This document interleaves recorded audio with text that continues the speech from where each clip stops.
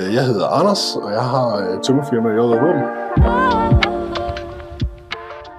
Vi kom med ind over, fordi vi blev ringet til at trække en selskab, som ligesom skulle bruge en tømmer til at fikse et projekt, nogle kalender på. Det første vi så, det var egentlig ikke fordi det var sådan helt skræmmende som sådan. Det var jo en kælder, der var blevet renoveret, men der var lavet en masse forskellige løsninger, som ikke lige var 100% håndværksmæssigt korrekt, lad mig sige det sådan. Der var brugt rigtig meget byggeskum, og det var brugt til rigtig mange forskellige ting. Men hovedsageligt så var det først, da vi rigtig begyndte at pille i det, at vi fandt ud af, hvad det var, der var lavet. Overordnet set var det ikke, fordi det var sådan helt åndssvagt, men det var det, da vi pillede i det. Der var en trap, der eftergav, og vi kunne godt se, at der var lavet lidt på kryds og tværs, og den var lavet på sjov måde. Så begyndte vi at prøve at skille den ad, fordi vi skulle være sikre på, hvad det var, der var lavet.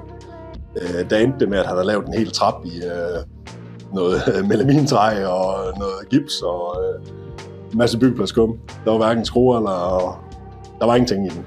Altså det var skræmmende at se. Der var sat en 3-4 indvendige døre i, og vi kunne ikke forstå, at der var ikke nogen, der kunne gå. Altså de kunne ikke åbne og lukke. De gik på.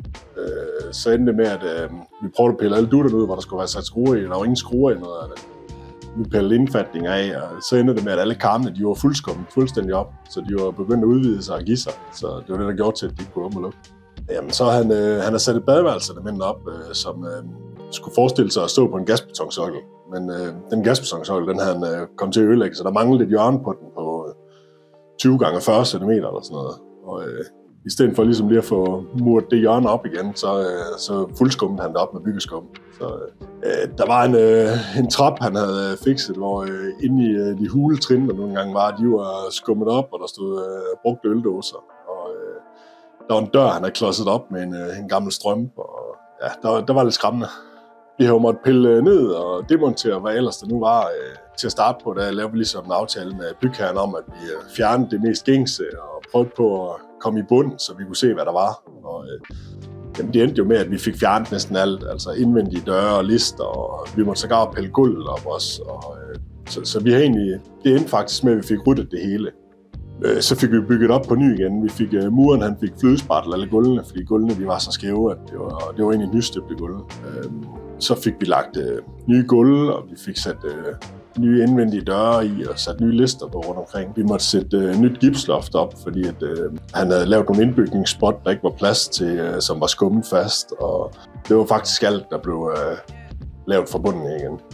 Vi havde egentlig en aftale med kunden om til at starte på, at vi skulle prøve lige at mindske udgifterne på at lave det. Han var også interesseret i at få lavet en ordentlig arbejde.